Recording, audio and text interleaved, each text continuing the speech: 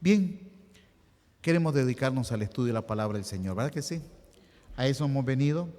Por dicha, el pastor no me dijo cuánto es el tiempo, así que como tenemos varios días no estar con ustedes, varios meses o años, así que hoy me voy a desquitar. No, perdonen, vamos a salir temprano, no se preocupen.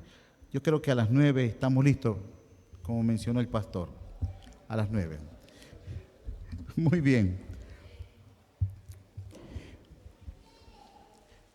En esta ocasión quiero que estudiemos brevemente la vida de 3 profetas del Antiguo Testamento y las grandes reformas que ellos realizaron.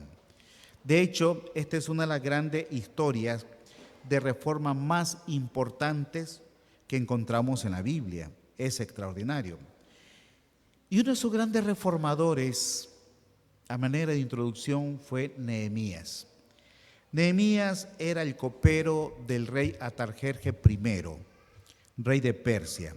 Recuerdan ustedes que los judíos habían sido llevados cautivos a Babilonia por 70 años, pero algunos regresaron a Jerusalén y otros continuaron cautivos en Persia. Pero aquellos que habían regresado a Jerusalén estaban viviendo en situaciones bastante difíciles. Así que Nehemías va y le pide al rey Atarjerjes, estamos hablando del año 444 a.C., que el permiso para que él pueda viajar a Jerusalén y reconstruir los muros, las murallas de la ciudad que habían sido destruidas y habían sido abandonadas. Así que Atarjerjes le concede el permiso. Nehemías viaja más de 1000 kilómetros hasta llegar a Jerusalén y comienza la reconstrucción. Pero no solo se trataba de la reconstrucción de muros, sino también de la reforma religiosa entre los judíos. La Biblia nos presenta que en esa época hubo una serie de crisis. Y la peor crisis que vivió los judíos tenía que ver con las familias, precisamente. Tristemente, escuche bien, tristemente, después que Nehemías hizo una gran reforma religiosa, nosotros la podemos leer en el capítulo 8 de este libro, pero fue una gran reforma que el pueblo reaccionó de una forma muy linda. Vamos a Nehemías, por favor, el capítulo 13. Versículo 43 hasta el 45, para que notemos la gran reforma religiosa dirigida por el profeta Nehemías. Nehemías capítulo 13, capítulo 12, versículo 43 y 45. Vean lo que dice el texto bíblico. Nehemías capítulo 12, versículo 43 y 45 dice: aquel día se ofrecieron numerosos sacrificios, se regocijaron porque Dios había recreado con grande contentamiento. También se alegraron las mujeres y los niños, y el alborozo de Jerusalén se oía desde lejos. ¿Cuál fue la reacción del pueblo frente a esta gran reforma religiosa? ¿Cómo reaccionaron ellos? Con alegría. Hubo alegría en todos los hogares, en los niños, en los jóvenes. Hubo gran contentamiento, dice el texto bíblico, mujeres y niños también. Eso pasa cuando el pueblo de Dios busca la presencia del Señor. Así que Nehemías va y regresa hasta Persia. Sin embargo, años después, en el año 432, comienza una crisis más profunda todavía. Da tristeza, créanlo. Él había dejado un pueblo dedicado al Señor, pero al regreso, Nehemías regresa nuevamente y encuentra un gran problema. Porque todo comenzó a decaer, todo. ¿Qué tipo de problemas comenzaron a manifestarse entre los judíos? Entre aquel pueblo. De hecho, como profeta, Nehemías se sintió desalentado. Sin embargo, buscó al Señor, pidiendo de todo corazón una reforma entre el pueblo. Vamos ahora al capítulo 13, por favor, y el versículo 4. Veamos el cuadro, tratemos de usar nuestra imaginación y darnos cuenta de la situación difícil que están viviendo los judíos. Versículo 4 dice: antes de esto, Nehemías 13:4. Nehemías 13:4. Antes de esto, el sacerdote Eliasib, encargado de los aposentos de la casa de nuestro Dios, había emparentado ¿con quién? Con Tobías. Vean ustedes algunas de las situaciones que se están comenzando a dar. De hecho, el sumo sacerdote Eliasib, que era el tesorero del templo, era el rector moral de la nación, era un hombre que se esperaba mucho de él. Pero el dirigente, uno de los dirigentes principales del pueblo, comenzó a cometer muchos errores. Y uno de esos errores, dice el versículo 4, es que se había emparentado ¿con quién? Con Tobías. ¿Quién era Tobías, hermanos? ¿Saben ustedes que había un triunvirato satánico que quería destruir la nación judía? Entre ellos estaba Sanbalat, que era gobernador de Samaria, se reía, desafiaba al Dios de los judíos, se reía, se burlaba de ellos y les decía: si una zorra camina entre la pared, se va a caer en la pared. Así que los judíos, mientras estaban poniendo bloques y poniendo el cemento, tenían la lanza a la par, porque cualquier momento podía ocurrir. Así que Sanbalat era un enemigo declarado de los judíos. Pero también estaba Gesén, otro gobernador, óigame, que quería destruir al pueblo judío. Pero también estaba Tobías, otro que formaba parte de este triunvirato que quería destruir a la nación. Ahora, Eliasib el sacerdote se había emparentado con Tobías, imaginan ustedes, habían hecho una alianza familiar entre ellos, cosa que Dios nunca había aprobado. ¿Qué más había ocurrido? Vamos al capítulo 13, versículo 28 ahora. Vean ustedes para que tengamos el cuadro, el contexto de cómo está viviendo la nación. Versículo 28 ahora. Dice: uno de los hijos de Joiada, hijo del sumo sacerdote, era yerno de Sanbalat, el horonita, por tanto lo eché de mi lado. Ahora ustedes pueden observar, Tobías por un lado se había emparentado con el sumo sacerdote, con Eliasib. Ahora otro, ¿verdad?, el hijo del sumo sacerdote, era yerno de Sanbalat. ¿Quién era Sanbalat? Les había dicho, gobernador de Samaria, enemigo declarado de los judíos. Y esto habían hecho alianzas que Dios nunca aprobó, que Dios mismo había dicho desde un principio: no unáis en yugo desigual con los incrédulos. Elena White, en el libro Profetas y Reyes, la página 456, menciona otro problema, además de los casamientos mixtos que se estaban dando entre los judíos, cosa que Dios había prohibido. Elena White, en Profetas y Reyes, dice que también habían aplicado de forma incorrecta el uso de los diezmos y las ofrendas. Otro problema entre ellos. ¿Qué problemas vamos detectando acá, hermanos? ¿Me quieren ayudar, por favor, a hacer una recapitulación? Número 1, matrimonios, como les dije, mixtos. Número 2, el uso incorrecto ¿de qué? De los diezmos y ofrendas. Número 3, un problema de carácter moral entre los dirigentes del pueblo. Y tal como dice la palabra del Señor, que tal es el sacerdote, tal es el pueblo. Esto estaba repercutiendo en la vida moral y familiar. Notan ustedes, si los dirigentes de la iglesia estaban permitiendo casamientos mixtos y el uso inadecuado de los diezmos, ¿cómo estaba el pueblo? Otro problema más. Vamos al capítulo 13, por favor, versículos 10 hasta el 12. Vean ustedes lo que dice el texto bíblico acá. El versículo 10 dice, Nehemías 13:10, encontré asimismo que las porciones para los levitas no les habían sido dadas, y que los levitas cantores que hacían el servicio habían huido cada uno de su heredad. Verso 11, entonces reprendí a los oficiales diciéndole: ¿por qué está la casa de Dios como abandonada? Versículo 12, y todo Judá trajo el diezmo. Muy bien, ¿cómo estaba, mis hermanos, también el templo de Dios? ¿Cómo está? Abandonado. ¿Notan ustedes? Se estaba permitiendo matrimonios mixtos, infidelidad en los diezmos y ofrendas, grave crisis de carácter moral dentro del sacerdocio. Además de eso, la casa de Dios estaba abandonada. Pero la situación no termina allí. Vamos siempre al capítulo 13. Vean ustedes los problemas que se dan. Y todo había comenzado en el seno de las familias. Capítulo 13, versículo 15 ahora. En aquellos días vi en Judá algunos que pisaban en lagares, ¿en qué día?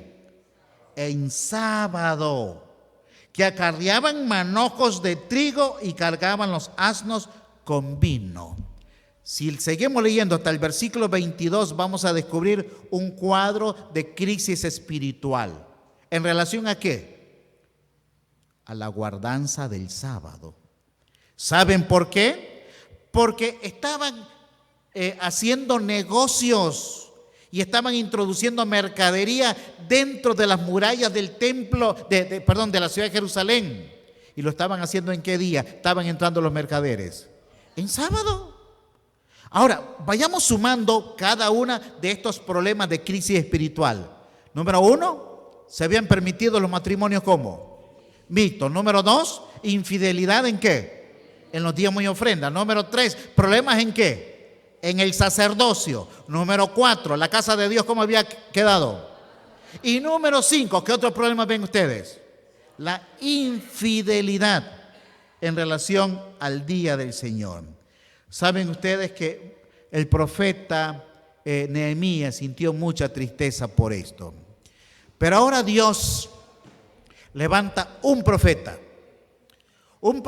que es contemporáneo con Esdras, con Nehemías, y que es el último profeta del Antiguo Testamento, antes de iniciarse el periodo intertestamentario. ¿Cómo se llama este profeta? Malaquías. Vamos al libro de Malaquías entonces. Malaquías, Dios lo levanta con un mensaje dirigido al pueblo de Dios, tocando situaciones puntuales. ¿Qué otros problemas ahora son señalados por el profeta Malaquías, hermano? ¿Qué otros problemas? Vamos al capítulo 2, por favor, capítulo 2. Y vamos a leer el versículo 16. Malaquías capítulo 2, versículo 16. ¿Lo tienen allí? Muy bien. Vamos a leer, hermanos, desde el versículo 14 para que entendamos mejor el problema. ¿Qué otra situación se da en este contexto? Malaquías 2:14 dice, mas diréis, ¿por qué? Porque Jehová es testigo entre ti y la mujer de tu juventud, con la cual has sido desleal, aunque ella era tu compañera y la mujer de tu pacto. Verso 15. ¿No hizo él un solo ser en el cual hay abundancia de espíritu? ¿Y por qué uno?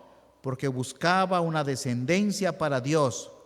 Guardaos pues en vuestro espíritu y no seáis ¿qué cosa? Desleales para la mujer de vuestra juventud. ¿Qué otro problema agregamos a esta época? ¿Qué otro problema? Muy bien. Había infidelidad en el matrimonio, infidelidad conyugal. Aún más, escuchen bien, si leemos detenidamente nos damos cuenta que también hombres israelíes, judíos del pueblo de Dios, no estamos hablando de los samaritanos, no estamos hablando de los persas, no, estamos hablando del pueblo de Dios, estaban abandonando a sus esposas. Y al abandonar a sus esposas, estaban buscando mujeres que no eran del pueblo de Dios, sino que eran fuera del pueblo de Dios, para hacer matrimonios mixtos. Pero ahora Dios les dice, ¿por qué abandonan a la mujer de vuestra juventud? ¿Cómo llamaríamos nosotros esta situación? Se estaban provocando una serie de ¿qué? De divorcios. Sí. Los divorcios, hermanos, no son nuevos. ¡Qué tristeza! Nunca ha sido el plan de Dios el divorcio, nunca. Sin embargo, se estaban provocando divorcios. Hoy en día, cuando vemos las estadísticas, uno se asusta, se asombra, que de cada 3 matrimonios, uno se termina divorciando. El otro, están juntos quizás por los hijos, por conveniencia, por distintas situaciones, pero quizás él o ella tienen otra pareja, aparte del cónyuge. Y uno logra sobrevivir a pesar de los problemas, a pesar de las diferencias, logra sobrevivir. Así que de cada 3 matrimonios, 2 uno se divorcia, el otro tiene problemas y uno está sobreviviendo. Y más aún cuando nos damos cuenta que la nueva juventud ya no está pensando en casarse. Ya ven el matrimonio como cosas del pasado. Ya ni piensan tener hijos, ¿verdad? Sino que dicen primero necesito tener esto, primero lo otro, y siguen con lo otro. Y ya no piensan en el matrimonio. Qué tristeza. Así que Israel estaba viviendo una situación similar, por supuesto, a esta. Pero Dios les dice a ellos, ¿por qué van a abandonar a la mujer de vuestra juventud? Mis hermanos queridos, saben que hay una pandemia muy fuerte. No le estoy hablando del COVID-19. Es una pandemia de divorcios aún en la iglesia adventista. Y esto nos asombra. Quizás usted conozca alguna pareja en la iglesia o conozca a alguien que fue de nuestra iglesia y que están divorciados. Cuando yo entré a la iglesia, allá para los años 70, era un jovencito, un niño de 8 años, y crecí en la iglesia. Cuando nosotros fuimos, una pareja a quien conocimos, se divorció. Saben que eso dolió muchísimo, muchísimo a la iglesia, porque en años nunca se había visto aquello. Pero ahora nosotros vemos en un año muchas parejas divorciándose. Y aún con eso, dejando a la mujer de la juventud o dejando al hombre de la juventud también. Pero además de los problemas mencionados, hay otra situación que se suma a esto. Vamos al libro de Malaquías, por favor. Malaquías, el capítulo 1. Malaquías, el capítulo 1, el versículo 7. Malaquías 1:7 dice: ¿en qué ofrecéis sobre mi altar pan inmundo? Y todavía decís, ¿en qué te hemos qué? Deshonrado. Saben que acabamos de mencionar, hermanos, matrimonios mixtos, divorcios, de lealtad en el sacerdocio. Hemos mencionado el problema de diezmo y ofrendas, el abandono del templo de Dios y ahora acá de divorcios dentro del pueblo. Pero aún más se profundiza el problema porque Israel, el pueblo judío, no estaban conscientes de su situación. Lo peor de todo es tratar de ayudar a alguien que no quiere ser ayudado, ¿verdad que sí? El texto bíblico, el pueblo todavía dice, ¿y en qué te hemos deshonrado? Bien, nosotros podíamos decir, óyeme, qué cascarudos los judíos, todavía le están diciendo al Señor, pero si estamos bien, ¿entienden? Ellos entraron en un problema que se llama indiferencia. ¿Cómo se llama el problema de ellos? Indiferencia. ¿Qué es indiferencia, hermanos? ¿Qué es indiferencia? ¿Alguien podría decirme? ¿Qué es indiferencia? Insensible al dolor ajeno. Bien, ¿alguien más? ¿Qué es indiferencia? Le voy a decir una definición que alguien me dijo. Indiferencia es una persona que le vale todo, a sí mismo. Y los judíos, siendo el pueblo de Dios, hermano, notan ustedes, con problemas del sábado, de los diezmos, con problemas de matrimonios mixtos, de divorcio, la casa de Dios estaba abandonada. Y aún con todo esto y los divorcios, ¿y a ellos les valía qué? Todo. Qué tristeza más triste, dijo alguien por ahí. Sin embargo, el anhelo de Dios es que nuestra familia sean construidas. Nuestra familia deben ser ¿para quién? Para el Señor. Ahora, veamos la solución que ofrece Malaquías, hermano. Es muy interesante y tiene enseñanzas con un significado muy profundo para nosotros. Vamos al capítulo 3, por favor, de Malaquías. Malaquías, capítulo 3, y veamos el versículo 6, lo que nos dice. Malaquías, capítulo 3, versículo 6, dice el texto: porque yo, Jehová, ¿qué pasa? No cambio. Por esto, hijos de Jacob, no habéis sido consumidos.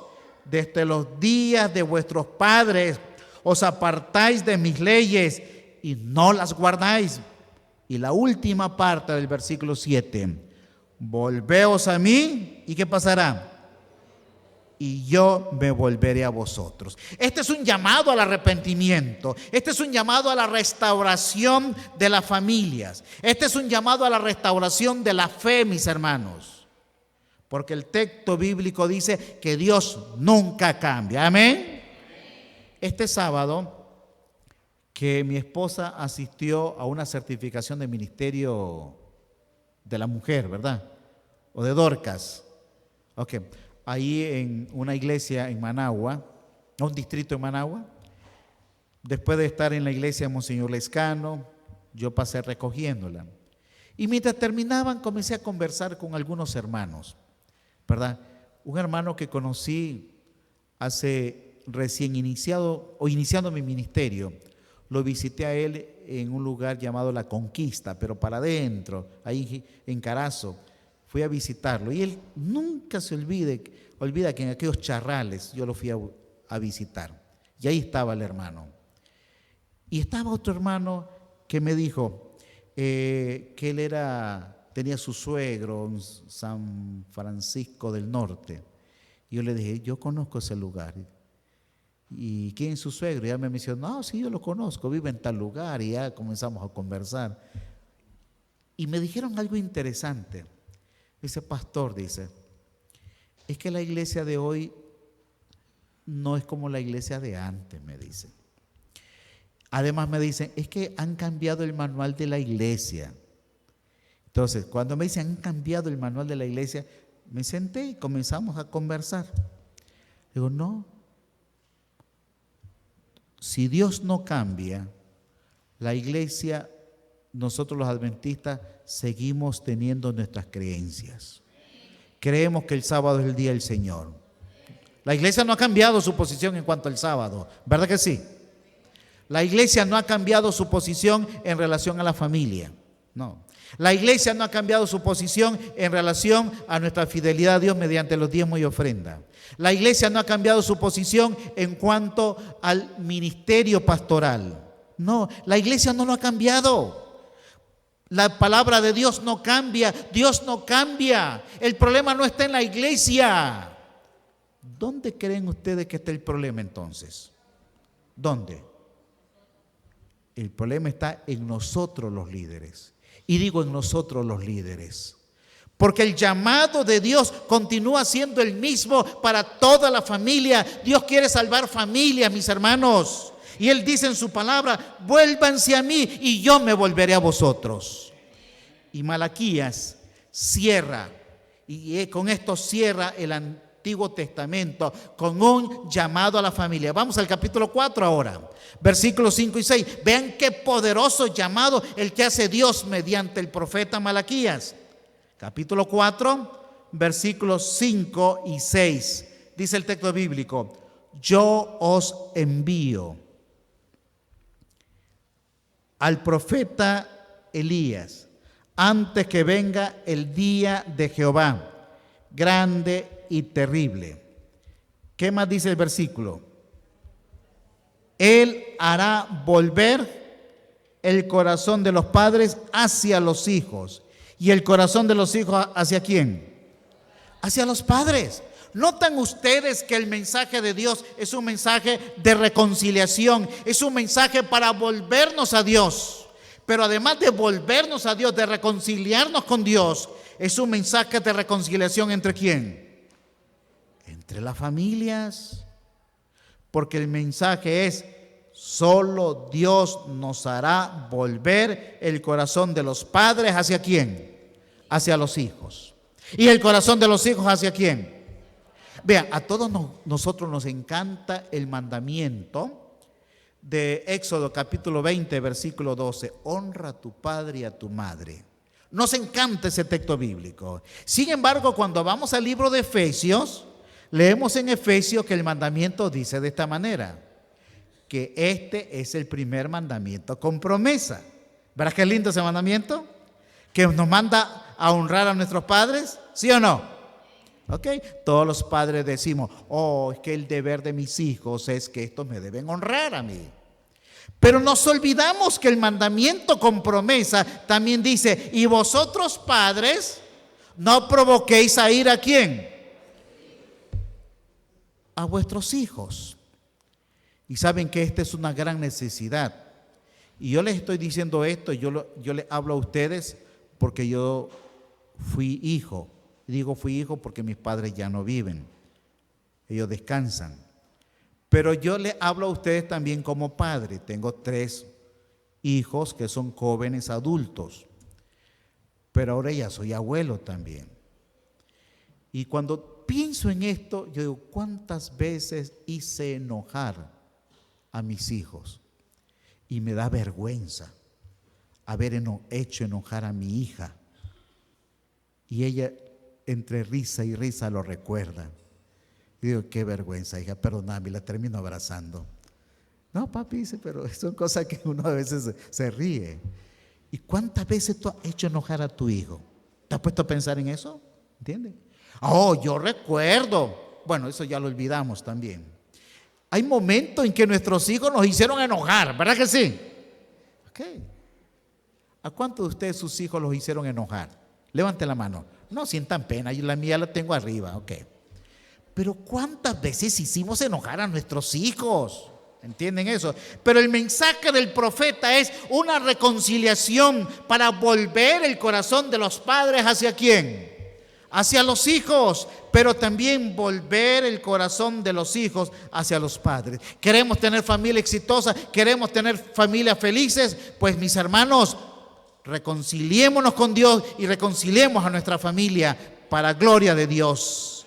De hecho, la palabra de Dios nos exhorta a nosotros a mantener esos principios claros en la vida nuestra, para que haya una verdadera reconciliación, que podamos vivir bien, hermanos, podamos vivir felices, porque las familias fueron hechas para vivir felices para la gloria de Dios.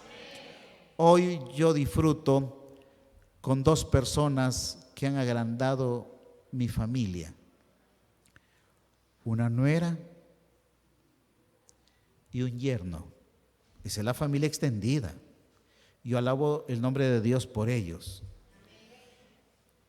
Y alabo a Dios por mi nieto, que ya van cerca de los 11 años. Y la nietecita de 15 meses. Yo alabo el nombre de Dios. Y hay momentos en que los hijos no dan ganas de coscorronearlos. Sí. Pero mis hermanos, ama de forma intencional a tus hijos. Ámalo. Yo amo tanto a mi nuera que uno de estos días me dio una gran sorpresa. Una gran sorpresa. Nosotros estamos recién venidos de Costa Rica. Vendí mi carro allá porque era placa costarricense. Y al venir acá, bueno, pagué lo que debía todavía del carro, así que me quedé poquito. Y al venir acá, andar sin carro, le dije a mis hijos, o bueno, al mayor: présteme en su carro. Ellos tienen 2, présteme en su carro. Uno de ellos: sí, papá, lléveselo para ir a la iglesia. Y en la noche me llama mi nuera y me dice: don Marvin, dice, ¿y qué carro va a comprar? Ay, hija, me gustaría comprar uno así, pero solo tengo esto de plata, le digo. Ajá. Bueno, en la mañana me llama y me dice: don Marvin, dice, yo le vendo mi carro, dice. Ay, hija, pero yo no tengo plata para comprar ese carro, le digo. No, no importa, deme lo que tiene, dice. Yo voy a comprar otro. Mi nuera Yo alabo el nombre de Dios por mi nuera también. Créanlo. Hermanos, es que Dios nos invita a disfrutar la familia de forma maravillosa. Y hoy que nos subimos al carro, mi esposa me dice, tenemos una buena nuera, ¿verdad? Mis hermanos, es una invitación que Dios nos dice, vuélvanse. Y hay cosas que nosotros tenemos que reavivar en la familia. Hay que reavivar, mis hermanos, en culto en familia. Amén. Hay que reavivar, mis hermanos, que nuestros hijos aprendan a ver el día del Señor, el Santo Sábado, un día para disfrutar en familia. Que la casa de Dios nunca esté abandonada, porque es un hogar, una iglesia para las familias. Mis hermanos, que en nuestra familia, nuestros hijos, trabajemos con ellos para que no hagan alianza y se den en matrimonios mixtos, por favor. Jóvenes, nunca digan, ay, que en la iglesia no hay muchachos. Yo he escuchado muchas veces eso y muchos muchachos, ay, no, es que en la iglesia no hay muchachas. Oígame, las chicas más lindas y los muchachos más lindos están en la iglesia de Dios. Sí, hay que casarse en la familia, hay que casarse en la iglesia. Y quiero terminar con el mensaje de Dios que dice, Él hará volver el corazón de los padres. Hoy, mis hermanos, es un llamado de Dios para volvernos a Dios. Hoy es un día de reconciliación. Si tú en algún momento hiciste herir a tu hijo, ve y pídele perdón. No es fácil pedir perdón a un hijo, pídele perdón. Si tú hiciste llorar a tus padres con algunas de tus acciones, ve hoy. Y si tus hijos o tus padres están lejos de la Trinidad, toma el teléfono, llámalos por WhatsApp, no vas a pagar tampoco. Llámalo y dile esto: hijo, hija, te amo. Sí. Llama a tu nuera y dile, te amo. Tú sí eras, porque algunos dicen, nuera es la que no era. No, tú sí eres, le dice. Ámala. Si tienes a tus padres lejos, este es el mensaje, porque Dios dice, volveos a mí, ¿y qué hará Dios? Dios se volverá a nosotros. ¿Cuánto en esta noche, mis hermanos, queremos en realidad construir familias felices y exitosas? ¿Cuánto en esta noche le decimos, Dios, te hemos sido infieles en el diezmo, en las ofrendas, en los matrimonios mixtos, en los divorcios, te hemos sido infieles en el descuido de tu templo, hemos sido infieles en el liderazgo, pero hoy queremos volvernos a ti porque te amamos, Señor. ¿Quieres tú en esta noche decirle esto al Señor? ¿Quieres estar en pie en señal de abrirle tu corazón a Dios? Decirle, Dios, yo te abro mi corazón y quiero darte la honra y la gloria que tú mereces. ¿Estás con tu esposa? Yo quiero invitar a Estercita, la mía. Venga para acá, Estercita. Pastor Gregorio, busque a su esposita también. Hermanos, busquen a su esposita también, a sus hijos, vengan. Yo no tengo mis hijos acá, ¿verdad? Pero aquí tengo a la mujer que me lo dio. Busque a sus hijos y juntos vamos a orar. ¿Está bien? Los solos tienen permiso de estar solitos ahorita, pero llamen a la esposa cuando lleguen. Vamos a orar. Padre Celestial, gracias te damos por las familias. No son perfectas nuestras familias, Señor. Sin embargo, hoy te damos las gracias por ellos. Te damos las gracias por el yerno, por la nuera, por los nietos, por la hija, por el hijo, por los padres, por la esposa, por el esposo. Te damos las gracias, Señor, por los abuelitos. Te damos gracias por los primos. Y te damos gracias, Señor, por esta gran familia de la fe como es tu iglesia. Oh Dios, hoy una vez más queremos volvernos a ti. Transforma nuestros corazones y haznos las personas que tú quieres que seamos. Gracias, Señor, en el nombre de Jesús. Amén. Dios bendiga a todos.